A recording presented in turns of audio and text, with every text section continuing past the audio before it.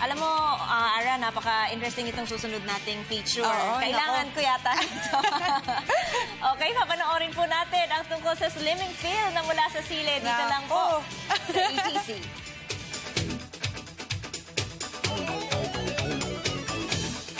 The growing epidemic in the Philippines. Ganyan kung ilarawan ng ilang espesyalista ng obesity o pagkakaroon ng labis na timbang dulot ng kawalan o bibihirang physical activities na pagkain. Base kasi sa ilang pag-aaral, noong nakaraang taon, 3 sa kada 10 Pilipino edad 20 pataas ay obese o di kaya ay overweight. At para labanan ng anila the growing epidemic na ito, isang dietary supplement na gawa sa cayenne pepper o sili ang sekreto ng ilan sa pagpapapayat. They found out in many clinical studies that it boosts the metabolism ng isang tao. Aside from the fact that eating chilies is also a very good antioxidant, it is also rich in potassium, magnesium, vitamin C, vitamin A.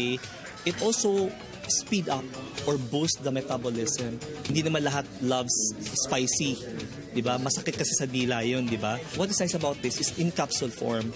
So you don't have any feeling of yung maanghang sa dila, kundi nandito yung medyo hotness ng konti, medyo mainit. Okay? Kasi nandun sa capsule yung cayenne pepper. Bukod sa mayaman sa potassium, ang sili din ay sagana sa magnesium, vitamin C and A na kailangan ng ating katawan. Ang effect sa akin, every workout, nagsisweat ako. Yung sweat ko. So, parang easier to lose weight, to burn more calories kasi mas mabilis. The feeling is a lot softer.